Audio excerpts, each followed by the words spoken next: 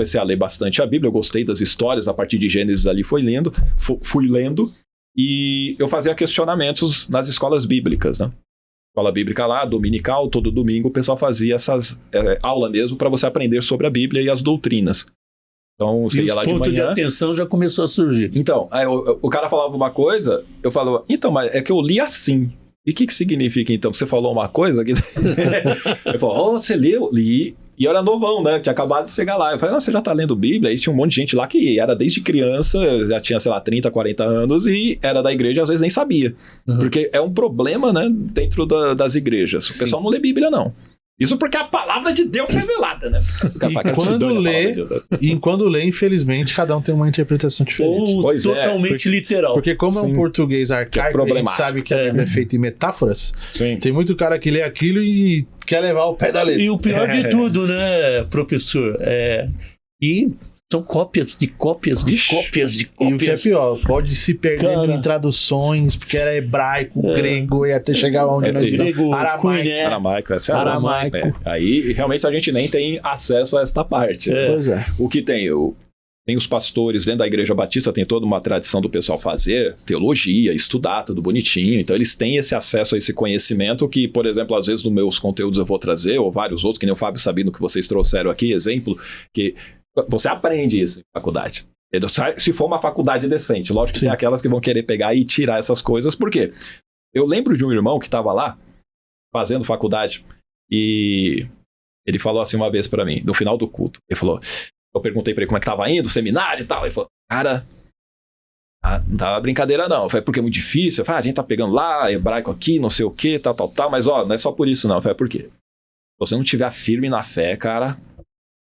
boa, a gente quebra, a gente sai, cara. Eu falei, tá de brincadeira. Assim, não, porque na minha cabeça, eu falei, nem a pau, porque Deus é maior e não sei o quê, não tem homem ou letra que venha pegar e me desviar disso. Eu pensava nisso, desse jeito. E ele tava tendo acesso a esses conhecimentos, até hoje, onde eu saiba, ele é totalmente fiel ali, entendeu? Mas lá naquela época eu lembro que ele falou bem isso pra mim, cara, se você não for firme... Ele tinha dúvidas. Porque você não tem como. Porque se você estudar direito mesmo, você vai ver que é tudo mitologia, que é fantasia, que é lenda, que não tem como você acreditar naquilo. Aquilo lá realmente é igual a qualquer outra mitologia. Sim. É a mesma coisa. Sim. Você não acredita em Zeus, você não acredita em Osíris, beleza. Você não acredita em Thor, nem em Odin, mas eles estão na TV, né? Eles pelo menos aparecem lá nos filmes da Marvel, não é verdade? Pô, o Deus aqui da Bíblia não aparece em nada, nem na novela da Universal. Então, assim, não tem como, velho. É complicado. Na novela da Universal, da Record, né? Então, assim, não aparece. Então... O que eu, tirando essas brincadeiras, assim, eu pegava isso daqui e eu falava, não pode ser. E a minha ex-esposa, ela comentou uma vez assim, não, porque a letra mata, o espírito vivifica, né? Que tá escrito isso também na Bíblia. Não sei se foi Paulo que comentou. E aí ela falou, eu lembro que tinha um primo meu, acho que era primo, e ele pegou, era igual você, fervoroso, saía pregando, dando testemunho e tudo mais, tentando fazer tudo certinho. Só que aí ele foi fazer seminário para virar pastor. Logo depois ele pegou, se desviou, ele abandonou a fé. Ele falou que aprendeu coisas lá que não mostraram que ele não poderia acreditar em Deus. Por isso que a gente falou, a letra mata e o espírito vivifica. Essa coisa de estudar aí tá errado, entendeu? Aí eu pensava, cara, não, se ele fez isso é porque ele não era firme na fé, porque ele não era um cristão de verdade, porque ele não teve uma experiência com Deus, sabe? Aquelas justificativas que o pessoal hoje gosta de colocar nos meus comentários dos meus vídeos. Né? Você vai, caramba, é a mesma coisa que eu pensava. Você só tô voltando há 20 anos atrás. Pois é. Você vai, aí. E pra mim isso daí nada abalaria. Porque a gente é treinado desde cedo que você entra na igreja a você não olhar para o homem. Você vai ver escândalos, você vai ver problema, mas a culpa não é de Deus. Então você não tem que pegar e se desviar da fé por causa de qualquer problema que aconteça diante de você, da pessoa que você confiava. Não tem nada a ver com Deus, cara. Isso é o ser humano. A gente é caído, a gente é pecador, então fica firme em Deus. Então eu era treinado para isso. Para mim, independente do que viesse, eu tô de boa. Mas uma curiosidade nesse período, porque assim, hoje a gente sabe que você é um ateu convicto, né? Já muitos vídeos você tem que falar sobre isso. Sim. Mas nesse período você tinha uma intimidade com Deus, pelo menos supostamente. Ou não, ou era uma doutrina que você estava embaixo e Você não tinha uma experiência realmente com Deus, assim, com o que seria experiência com Deus que eu colocaria como acreditar sim, fielmente, orando todo dia e tudo mais, passando uma série de perrengues. Por que eu falo só alegria? Esse só alegria normalmente eu acabo usando. Ele vem da passagem de Tiago, no capítulo 1, que fala assim: tende por motivo de grande alegria o passares por várias tribulações. Porque é importante que você passe por isso e depois você receba a coroa e tal. Eu falo, eu só tô me ferrando, né, cara? Problema financeiro, problema disso, daquilo, tal. Aí na igreja mesmo eu comecei a falar, como é que você tá? Só alegria. Eu tava me lascando, eu falando só alegria. Pra quê? Pra provar. Eu tenho fé, mano. Eu tô passando por dificuldade, problemas aqui também, né? Eu não tinha estudado. Nessa época eu não tinha faculdade. Eu fui começar a estudar em 2006, cara. Tá? Então, demorou pra caramba. Demorei. Eu casei antes, tive filho antes e tudo, então você pagando aluguel, tendo dificuldade ali, não consegue emprego decente e tal. Nossa, era brabo. E Deus não ajudava não, mesmo sendo fiel. No dízimo, nas ofertas e tal. Não vinha não, cara. Não, mas eu tô plantando porque eu vou colher. Dizem que o bambu demora não sei quantos anos pra crescer, mas uma hora cresce. Então não cresceu, não. E tô fora de bambu. Então, nesse caso aí... sai fora. Mas aí, o que a gente foi procurando fazer nesse tempo? A ideia de você ficar cada vez mais firme, de você orar, de você jejuar, essa experiência com Deus que a gente fala, né? E tem um conforto que a ciência normalmente explica, que quando você tá... Tem alguns estudos que mostram o seguinte, que quando você está orando, a mesma parte do cérebro que é ativada quando você está conversando com alguém que você gosta, que você confia. Certo. Entendeu? Só que é como se você estivesse simulando essa conversa. Você pega lá, você fecha os olhos ou com os olhos abertos, você está falando com o que você acredita ser um Deus. Cada um tem uma visão diferente de quem é Deus, essa é a verdade também. E, beleza, nessa conversa que você tem, que você pede alguma coisa que você visualiza que de repente está sendo atendido, você está criando na sua imaginação todo o trabalho necessário para o teu cérebro criar uma química boa e você se sentir bem com aquilo. É neurociência, né? Sim, e você consequentemente vai ficar o quê? Você se sente bem. Você atribui isso ao quê? É Deus. Deus está falando comigo, eu sei o que eu estou sentindo.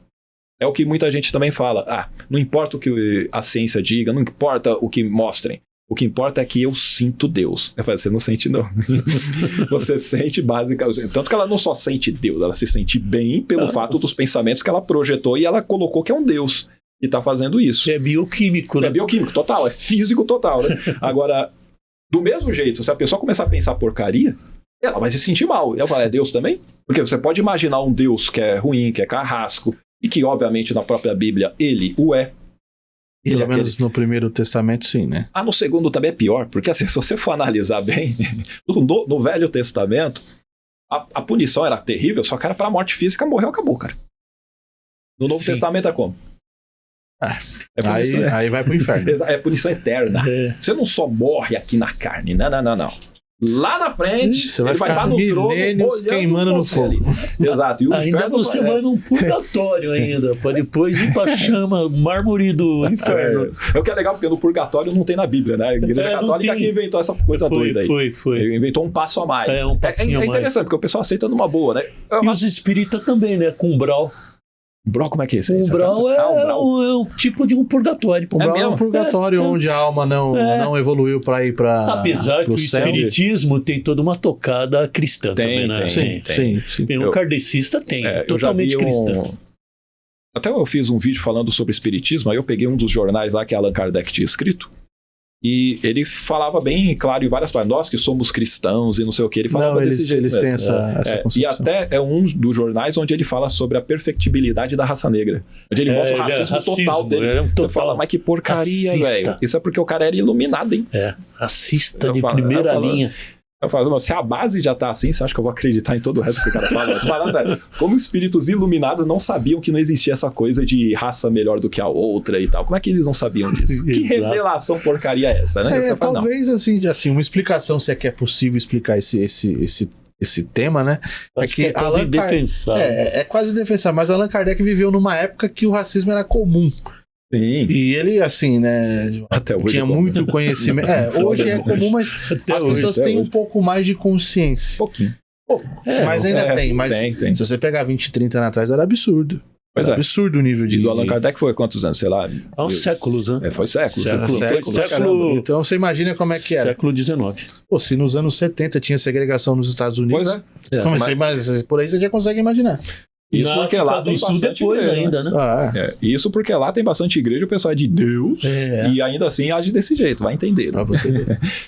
Mas continuando, mas essa parte até do que eu comentei, por exemplo, isso aqui, ele pode ter sido doutrinado, ensinado a ter essa visão racista, eu entendo. Mas, quando você coloca e transmuta, ou seja, isso daí para uma religião, onde ele é um cara que recebeu informações, ou alguém passou para ele informações de espíritos evoluídos. Então, peraí, espíritos estão evoluídos, não vão reencarnar mais. Parece que nem que tanto, tem acesso a tudo quanto é conhecimento. Parece que nem tanto. Então, aí eles não poderiam chegar e falar assim, vocês estão vivendo de forma errada, sabia? Aqui a gente aprendeu que isso aí é racismo, que isso aí é errado. Não seria uma boa oportunidade ele chegar e, vamos agir diferente? A gente vai provar que aqui espiritualidade é de verdade, a coisa totalmente distinta, a gente vai tratar todo mundo igual, não tem essa daqui. Viu? Mas então, é por isso que se assim fosse, você ia provar que, caraca, velho, olha a visão que eles tiveram, ele velho. Conseguiu ir contra paradigmas do século XIX. Exato. Mas é por isso que é difícil você seguir uma religião, porque em todas elas você vai achar uma brecha. Assim, sempre uma religião que o Toshio mostra isso nos vídeos de forma escancarada. Não dá, cara. Nenhuma religião tem como você nenhuma religião confiar, você consegue confiar. Não dá. Nenhuma. Absolutamente nenhuma. Você pode até falar assim, eu acredito em Deus. Mas que tipo de Deus? O meu Deus. Do meu jeito. Do jeito que é o meu íntimo. Aí tem aquele negócio dos budistas, né? Deus que há em mim reverencia o Deus que há em você. Mas fala de um Deus interior que também, dentro de algo mais calcado na razão, há que se duvidar. É o Namastê que você está falando, né? O Namastê é dos indianos, né? Seria dos hindus mais, talvez. Não sei se todos os hindus que eles fazem exatamente. Eu acho legal esse. Eu acho bacana. O Deus que há em mim saúda o Deus que há em você. Eu achava bem legal isso daí. Eu acho legal ainda. Embora eu não acredite em Deus e tal, mas quando eu parei com o cristianismo, por volta de 2019, 2020 que eu parei... Mas esse vocábulo é meio estranho, Deus. É que o que eu acho legal é assim, é a forma desse tipo de cumprimento falar o seguinte, independente do Deus que você acredita e que eu acredito, eu reconheço que você é um Deus e que eu também, que nós, de alguma forma, nós somos iguais. Ou por mais que temos um Deus que nos rege. Isso é bacana, assim, entendeu? Então, eu não tenho nada contra você na sua fé e espero que você não tenha nada contra a minha também. Espera, né? Para não me levar para fogueira. Exato. Mas se o mundo tivesse essa concepção, seria muito mais fácil. Seria muito legal. A gente não teria esses radicalismos, a gente não teria hoje essa questão de... O fundamentalismo religioso. E também o preconceito com religiões, principalmente de matriz africana. Sim. Como é que eu posso dizer que aquela religião é errada? Isso atrasa a nossa civilização, Totalmente, cara. A Quando religião, você vai lá para os países nórdicos, você vê totalmente diferente. Embora eles acreditem em Odin. Não, que é uma loucura, né? Se você for pegar... se você pegar essa religião nórdica... acaba caindo no mesmo poço sem fundo. Não, mas eu não sei o que é pior, porque quando você pega os nórdicos, o que um guerreiro viking ele queria? Ele queria morrer em batalha, porque ele ia para os salões de Odin, onde as valquírias iam pegar ele e levar eles para esse salão de Odin, onde eles iam comer, beber e guerrear e morrer de novo. Aí você fica pensando, meu Deus do céu, mas que céu é esse, cara? Os caras queriam ficar batalhando eternamente. Não, mas hoje o pessoal gostava, dinamarqueses, sueco, holandeses e tal. Eles acreditam mais nisso? Não, isso vira uma mitologia. A maior religioso e não religioso, e isso participa. Eu acho que hoje é mitologia. Será que é por causa dessa experiência que eles passaram e viram que tudo é fábula? Eu acredito que sim, e até porque eles tiveram muita experiência também, né? no Japão. Aí eu vi uma matéria, até compartilhei hoje, nem sei que... É que tem que ver o dia que vai sair aqui o episódio. Legal, mas aí dia 2/10 saiu uma matéria falando que lá no Reino Unido, pela primeira vez, o número de ateus ultrapassa o número de pessoas que creem em Deus. Então, assim, tem essa pesquisa feita durante 3 anos, mais ou menos, 3 ou 4 anos, com vários pesquisadores de universidades diferentes. E eles fizeram pesquisa, inclusive, com pessoas do Brasil, do Japão também, além da galera do Reino Unido e tudo mais. E aí eles viram também que lá no Reino Unido já tem matérias antigas mostrando que já estava crescendo o número de ateus e ganhando do número de cristãos. Mas ateus agora, em que sentido? Ateus que não acreditam no Deus de religião não tem ou aquele Deus. Ateu que realmente não acredita em nada? Então, aí nessa matéria interessante, ele fala... eu, por exemplo, sou um ateu que eu acho estranho... alguém falar que é ateu e acreditar em mundo espiritual, coisa sobrenatural. Eu acho estranho. Certo. Eu não acredito nisso. Mas em todo tem caso, muitos ateus que acreditam. Em todo caso, pelo que você falou, a sua conversão também ela é breve. Ela não é muito longa. Em relação 2019 ao 2020. Sim. Exato. Que até então... Sim, do cristianismo, 2019, eu falei, não, o cristianismo tá errado, isso aí não faz sentido mesmo. Como que você virou essa chavinha assim? Você vinha com Cristo ali até 2020, aí estourou a pandemia, você falou, não, esse Deus aqui deixou... Não foi de pandemia, não. Eu comecei a fazer alguns cursos. Ficou em posição de lótus, não existe. Mas a pergunta é interessante por causa da transição, né? Tem gente que pensa, foi de uma hora para outra eu virei a chave e tal. Não, pode ver, eu fiquei de 20 anos nesse processo. Até você pegar e conseguir rever as crenças, que eu até ensino meus alunos, eu já ensinava isso para eles, eu ainda acreditava em Deus, embora não fosse mais cristão. Você tem que rever suas crenças. Várias vezes tem vídeos meus, eu ficava ensinando eles. Por quê? Porque essas crenças impedem a pessoa, por exemplo, de gravar vídeo, de falar em público, outras coisas. Ela tem a capacidade de falar, mas ela acredita que não consegue. E depois que você destrava a pessoa, ela consegue ir. Tá bom, só que eu falava rever as crenças, eu falava assim, inclusive as coisas ligadas à religião, só que eu não ia mais a fundo, mas não vou ter que gerar treta aqui não, né? Eu comecei a fazer essas tretas agora esse ano. E bastante, viu, tio? Cara, mas eu comecei a fazer devido a um problema, eu posso falar depois por que eu vou ter que fazer isso, porque senão eu posso até me sentir culpado de não fazê-lo, né? Mas o que aconteceu? Eu comecei a fazer alguns cursos, e nesses cursos que eu estava fazendo, aí entra, por exemplo, o que hoje é considerado pseudociência, e eu entrei nessa, que é a parte de programação neurolinguística. Eu comecei a fazer a PNL. Aí eu entrei eu queria fazer o meu curso de oratória, eu falei, mano, eu posso ajudar a pessoa para perder esse medo, né, de uma forma mais rápida e tal. Eu conheci o livro do Tony Robbins, e lá ele ensinava tudo, eu falei, da hora, eu vou colocar isso em prática, só que alguém, professor universitário, né? Você tá acostumado com diploma, essas coisas. Mas, mano, se alguém me perguntar como é que eu tô fazendo técnica pra lá e pra cá, eu vou falar que eu li um livro, velho. Não, vou fazer curso. Deixa eu pesquisar se tem curso. Nem fui pesquisar se era ciência, nada. Falei, não, eu gostei do livro, eu vou fazer, né? Sei como é que você não usou a palavra da moda? Coach? Coach. Pois é, comunicação. Coach é muito... Não, valeu. Eu até tenho 4 formações internacionais em PNL. Eu tenho como practitioner, Master Practitioner, Coach em PNL, e eu fui nos Estados Unidos fazer o de Trainer em PNL. Eu tenho todas essas formações. E aí, por quê?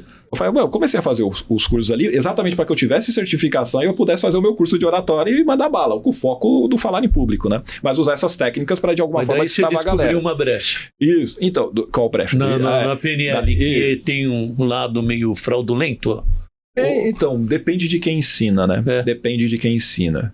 Na escola que eu fiz, eles procuram não ficar fomentando as porcarias que o pessoal... Porque tem muita, né? Tem. Nossa, quando eu vi que um dos principais alunos pra quem não sabe, tem o Richard Bandler e o John Grinder, que foram os principais nomes que criaram a PNL, né? Sim. E um dos principais alunos era o Robert Dilts.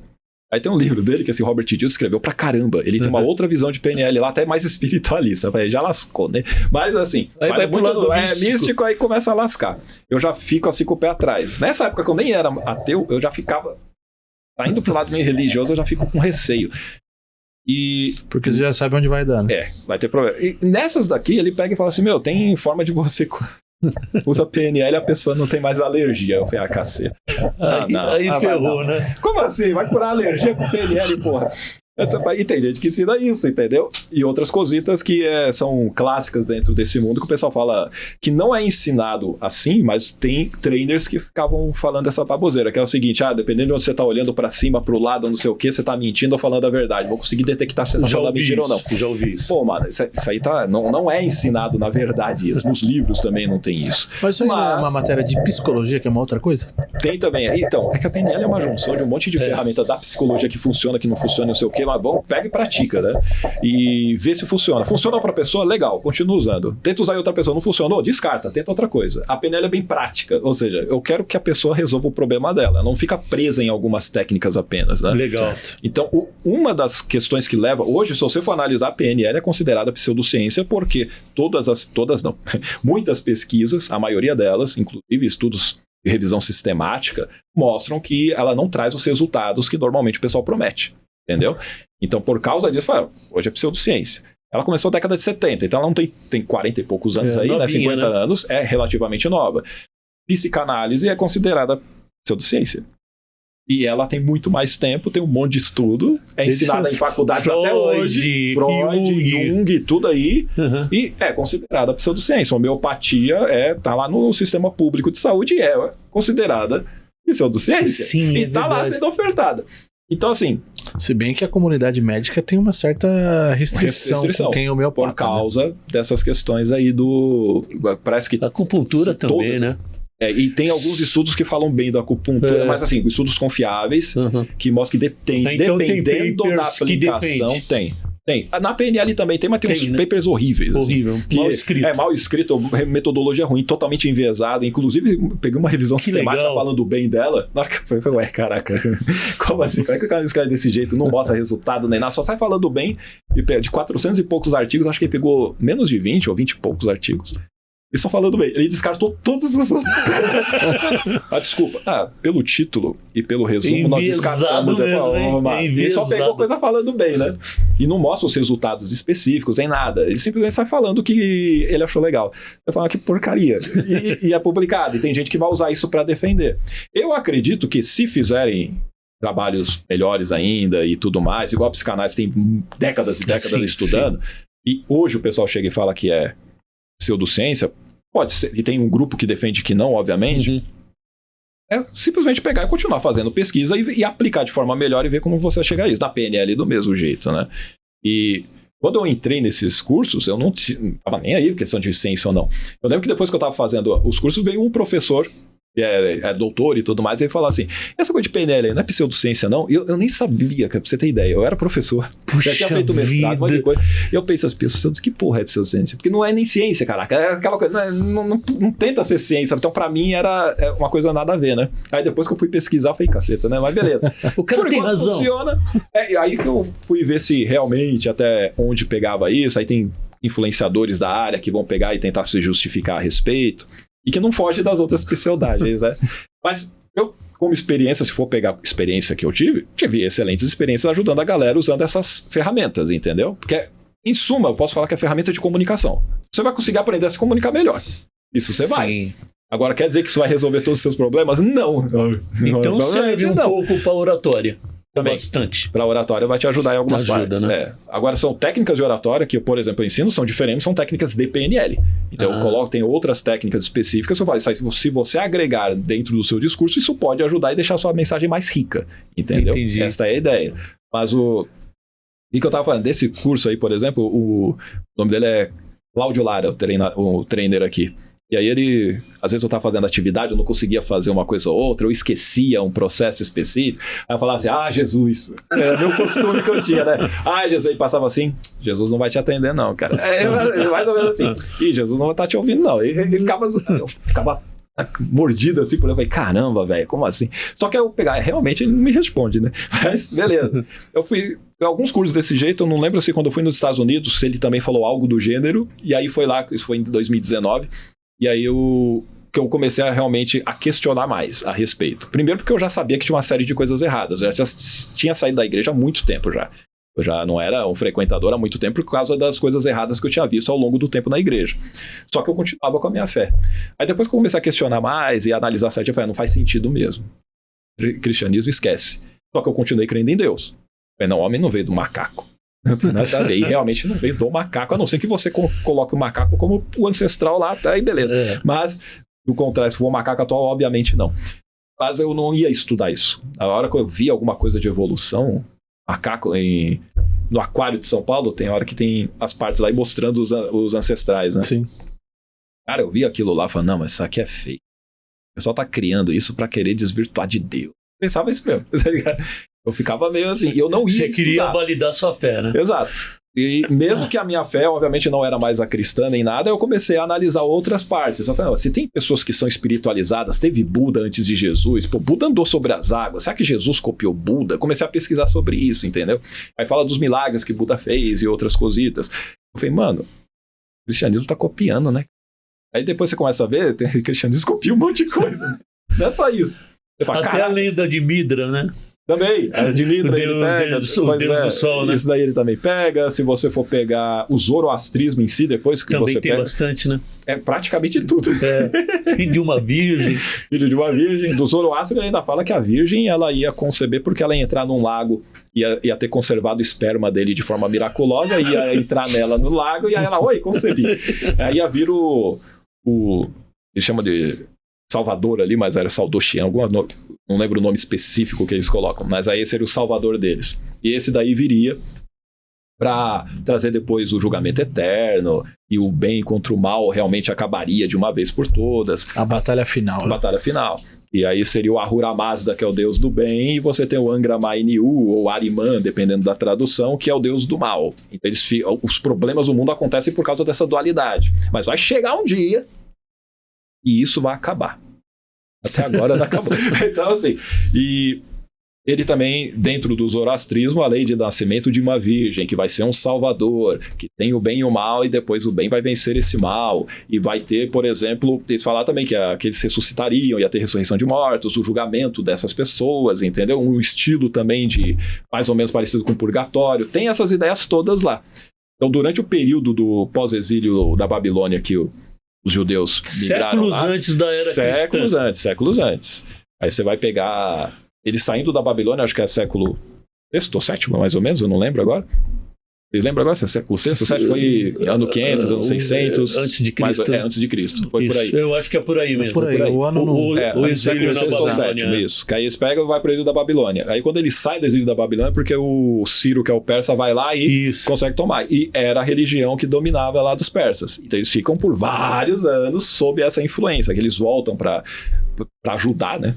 Especificamente, e a partir dali eles vão procurar implantar a elite sacerdotal que volta lá para ajudar, vai procurar fazer com que o monoteísmo seja implantado com visões também específicas diferentes. Trouxeram um monte de deuses lá da Babilônia. Ao longo não os deuses da Babilônia, eles vão procurar trazer a ideia do Yahvé mesmo e fazer com que ele se torne um só Deus. Então eles pegam todas as características de El, de Asherá, de Baal, dos outros deuses sumérios ali, cada deus, e coloca tudo nele, entendeu? Antes era tudo separado. E aí eles fazem uma perseguição do caramba pra quem era contra, sai matando mesmo. A ideia do monoteísmo, quando chega, ele sai com violência mesmo, né? Pra impor que é só esse Deus aí de você se não seguir. E foi o que aconteceu lá. Mais ou menos parecido com os dias de hoje, né? É sempre assim, né? Monoteísmo é uma maravilha. Se repete. Por eu falo, religião é foda. Assim, eu sou a favor do país laico, do Estado laico, você tem a sua fé que você quiser e tudo mais. Seja feliz. É o que eu defendo também. Seja o que for. Agora, não venha querer misturar as coisas ou impor esta fé, porque senão o país vai estar amaldiçoado, porque não sei o que mais, ou senão a gente está lascado, a culpa é tua, porque o demônio está atuando. E eu vejo isso, democracia é um negócio horrível. E hoje no Brasil eu vejo isso como uma ameaça, porque assim, a comunidade evangélica ela cada vez cresce mais. Sim. E cada vez mais enfranhada na política, onde não deveria estar. Porque o Estado é laico, como está na Constituição. Exato. E você vê essa bancada cristã crescendo absurdamente. E isso é problemático, porque a ideia mesmo é você passar projetos de leis e tudo mais que vão procurar fundamentar aquilo que é da Bíblia. Daqui a pouco eles começam a tirar as questões da ciência mesmo e procurar ensinar criacionismo, que nem nos Estados Unidos o pessoal procurou fazer. Exato. Sim, E aí é retrocesso. É retrocesso total. Porque a gente volta para a Idade Média, né? Exato. Obscurantismo. É a idade das trevas. É sério que você quer voltar para isso? Se evoluiu, você vai começar a querer colocar religião no meio. E aí você vai contra um monte de coisa. O negacionismo é isso, né, né, professor? E exatamente aquilo. A pessoa tem todas as evidências mostrando, sua fé pode ter. Fica à vontade se você acredita nela. É uma mitologia. Por isso que eu acho que é algo individual. Se não existisse religião, mas cada um acredita no seu Deus, isso seria o ideal. Tá de boa. Agora, se você pensar no Estado teocrático, aí não dá. Agora a pessoa pegar aí dentro de uma fé que ela diz que bendita é a nação cujo Deus é o Senhor. Aí, que o Senhor ali seria o Yahvé, o Adonai. Então tem que ser ele. Isso quer dizer, então, que maldita é a nação que não é, né? Opa, pela lógica é isso. Então a gente tem que fazer todo um plano para tomar o Estado. Sim. Tem que virar isso, porque aí todo mundo vai ser abençoado, aí Jesus vai voltar, porque a gente vai conseguir ter todos os recursos para o pessoal pode viajar na maionese para justificar esse tipo de ação. Sim, é o que e por mais que eles façam injustiça, para eles vai estar correto. É a tal teologia do poder, né? É a teologia do domínio que eles falam, né? Exato. Exato. E aí hoje você vê esses grupos extremistas que tem lá na Arábia, por exemplo, né, que a gente tá vendo hoje que tá em guerra Oriente lá. Médio, né? Cara, esses grupos hoje são políticos. O Hezbollah é um grupo político, não é mais uma questão religiosa. Cara. Você percebe que subiu o nível. O negócio agora é político. Sim. E essa política está totalmente alicerçada na base religiosa. Eles tomam ação em cima da fé deles também. Aí de você, se for contra, dependendo do Estado Islâmico, do país que tem a religião muçulmana como teocrático principal ali, vai falar alguma coisa de Maomé pra você ver, negativa. Exatamente. A pena pode ser de morte, dependendo. O abandono, a apostasia da fé, dependendo, você pode morrer, ou pelo menos a galera te abandona total, igual a Testemunha de Jeová faz com quem abandona a fé.